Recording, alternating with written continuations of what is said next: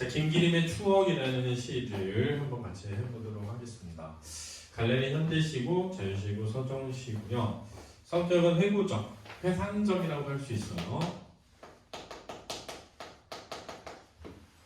이 회고적이고 회상적인 시들은 일반적으로 그리움으로 연결되게 되어 있습니다. 그랬고요. 특징이 이제 대비적 속성을 통해서 주제를 부각하고 있죠. 형상화하고 있습니다. 제재는 어린 시절에 대한 추억을 제재로 해서 꿈과 희망이 있던 어린 시절에 대한 그리움과 그것이 사라진 현실에 대한 안타까움. 근데 이런 안타까움이라고 하는 것이 사실은 이 시에는 내재하고 있습니다. 즉 겉으로 막 드러나 있지는 않아요. 그래서 표출되어 있지는 않습니다. 그래서 이 시의 특징이 애상적이라는 걸 넣고 싶은데 왜냐면 약간 쓸쓸함이 있거든요. 그런데 애상적 그러면 그게 막 드러나야 되는데 드러나진 않아요. 그래서 막 특징이 애상적이다 하기는 조금 부족하다 이렇게 느끼면 좋겠습니다. 자, 종달이 뜨는 아침 언덕 위에 그랬을 때 이제 일단 시간적 배경이 아침이라는 걸 좀 주목해야 되는데요. 일반적으로 이제 어린 시절을 회상하는 작품에서 아침은 어린 시절 뜻합니다. 그렇죠? 그러면 점심 뭐냐? 점심 보통 청년 시절을 의미하고요. 저녁은 약간 이제 인생의 황혼기, 그렇죠? 노년까지는 아니더라도 장년층이 좀 벗어난 이런 거죠. 언덕이라고 하는 것은 공간적 배경이죠, 지금. 그죠? 네, 언덕이라고 하는 것은 한 두 가지 의미로 보통 공간적으로 쓰일 수 있어요. 하나는 뭐냐면 높은 곳에 올라가는 거지 않습니까? 그죠? 그러니까 뭔가 꿈과 희망을 품고 높은 곳으로 향해 가는 이런 의미가 될 수도 있고요. 또 한편으로는 뭐냐면 언덕은 인생이 한번 꺾이는 곳이라고 생각할 수도 있어요. 왜냐면 언덕을 넘어가면서 내려가잖아요. 내리막길을 타잖아요. 언덕 위에 구름을 쫓아 달리던 너와 나는 너 청자가 되겠고요. 그날 꿈 많은 소년이었다 그랬네요. 그래서 그날은 어린 시절을 뜻하는 것으로 보이고요. 종달이 뜨는 아침, 종달은 종달새죠. 종달새가 날아오르는 이 정도로 이해되겠습니다. 제비 같은 이야기는 바다 건너로만 날렸고 그랬네요. 제비 같은 이야기 그랬는데 직유법이 쓰였죠. 일단 이야기라는 말에 제비가 들어있어서요. 그런데 이야기가 제비 같은 이야기는 도대체 뭐지? 이렇게 생각할 수 있잖아요. 근데 이제 우리가 제비하면 생각나는 것 중에 하나가 뭐가 있냐면은 흥부놀부전 있죠, 그죠? 그래. 흥부놀부전에 보면 제비 다리를 뭐해? 제비 다리를 어떻게 해요? 부러뜨리긴다고. 제비 다리 고쳐주죠. 뭘 부러뜨려? 아니 뱀이 제비를 공격할 때 떨어지잖아요. 그래서 다리가 부러졌죠. 그래서 흥부가 그 다리를 고쳐주잖아요. 여기서 중요한 포인트는 뭐냐? 그 제비가 어디를 가? 강남으로 갑니다. 강남으로. 여기 보면 강남 갔던 제비가 이러잖아요. 이제 강남으로 간다는 게 뭐를 의미하는 거냐면 바다를 건너 다른 중국 대륙으로 간다. 뭐 이런 뜻이란 말이에요. 따뜻한 곳을 향해 가다. 그러니까 먼 곳을 향해 날아가다 라는 의미가 있는 거예요. 제비에는. 그렇죠? 그러니까 먼 곳을 향해 날아가던 이야기라는 뜻입니다. 이게 무슨 말이냐면 어린 시절에는 뭔가 새로운 세상, 더 넓은 세상, 더 먼 세상, 더 먼 곳, 높은 곳을 꿈꾸잖아요. 그러니까 더 멀고 높은 곳을 꿈꾸던 이야기라고 하면 좀 약간 뭐라 그래야 되지? 직접적이잖아요. 그러니까 먼 곳을 꿈꾸던 이야기 할 때는 먼 곳을 꿈꾸던을 뭘로 바꾸지? 제비 같던 이렇게 바꾼 겁니다. 이해됐죠?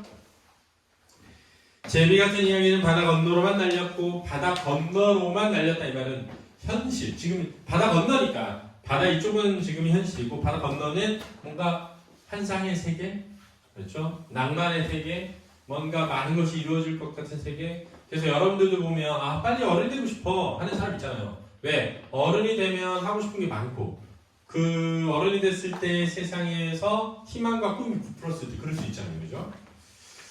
가벼운 날개 밑에 멀리 수평선이 층계처럼 났더라 그랬네요.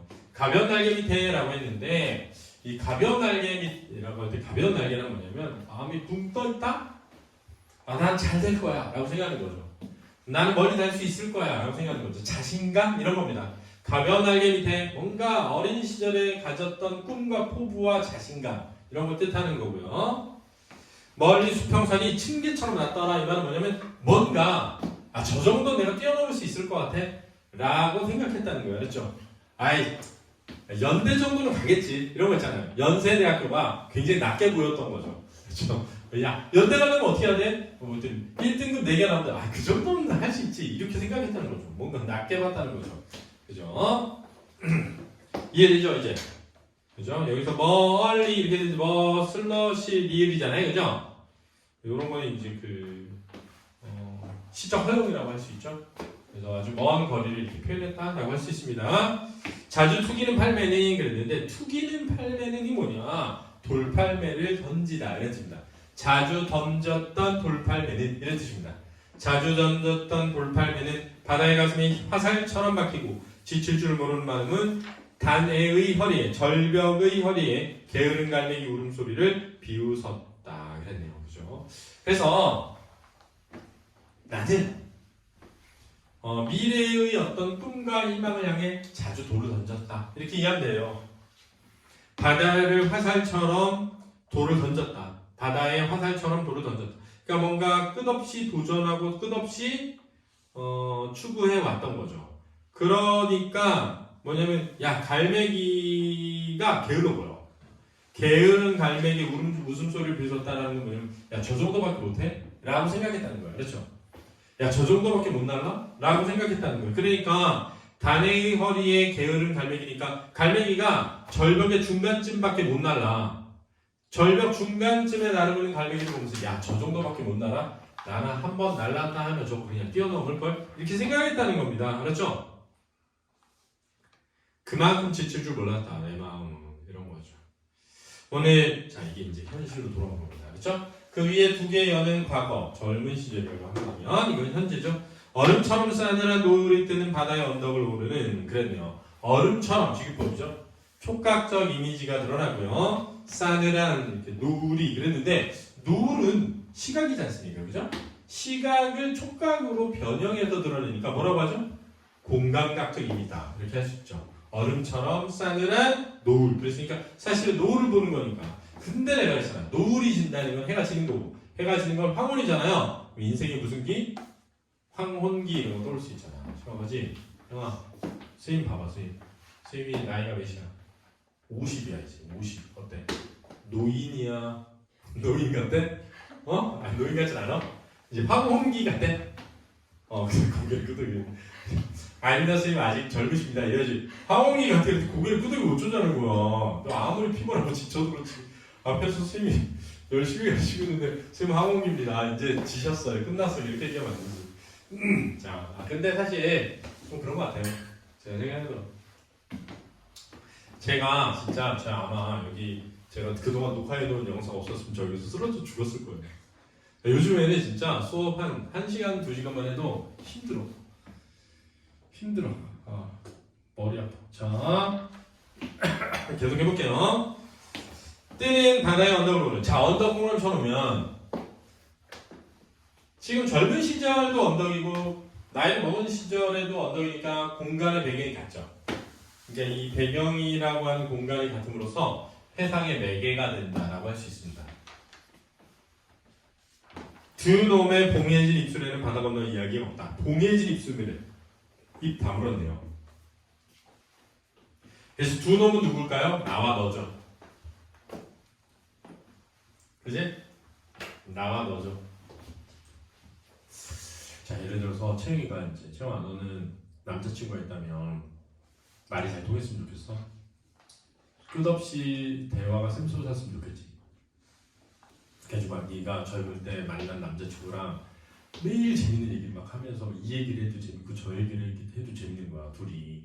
그래서 막 우리 어디 가면 뭐 나중에 결혼해서 살면 뭐 어디 여행 가자 이런 얘기도 하고 막 꿈도 꾸고 그랬어 막 유럽 여행 난 세계 일주가 꿈이야. 나도 세계 일주가 꿈인데 세계 일주를 되게 낮은 누구나 할 수 있는 것처럼 생각했단 말이야. 그런데 이제 진짜 둘이 결혼해가지고 살다가 50 된 거야. 근데 밥 먹는데 둘이 한마디도 안 해. 이제 둘이 있으면 할 얘기가 없어. 그럴 수 있잖아. 엄마 아빠 생각해봐. 엄마 아빠가 막 아무 말도 안 하고 식탁에서 둘이 대화 없이 밥 먹기도 하잖아. 그럴 때도 있잖아. 그러니까 진짜 슬픈 거지. 이 슬프다는 안 나와있지만 나 슬퍼 이렇게 말은 안 했거든. 근데 되게 슬픈 거야. 곰팡이처럼 지기법칙이지? 얼룩진 수염이 코 밑에 비운 너와 나는. 이제 나이를 먹은 거야. 먹었는데 나이를 먹은 게 너무 싫어. 그래서 밉다라고 하는 거지. 정서수 표현이야. 또다시 가슴이 둥근 소녀일 수 없구나. 체념과 왜냐면은 인간은 젊은 시절로 다시 돌아갈 수는 없으니까. 다만 이제 이런 상상을 통해 과거로 돌아갈 수는 있죠, 그지? 시라는 것을 통해서 신화적 시간이 흐른다고 그러거든. 시라는 공간 속에 시라는 작업 속에 시를 쓰는 과정을 통해 젊은 시절로 돌아가는 신화적 공간이 존재하긴 하지만 현실은 그 시절로 돌아갈 수 없잖아. 그지? 그러니까 체념적인 거죠. 이든이 그래서 내가 인간과 자연에 대비할 때 자연은 순환하는데 인간은 순환하지 못하잖아. 그러니까 처음 있으면 뭐가 있어? 끝이 있다라고 하는 거죠. 이든이 이제 수고했습니다.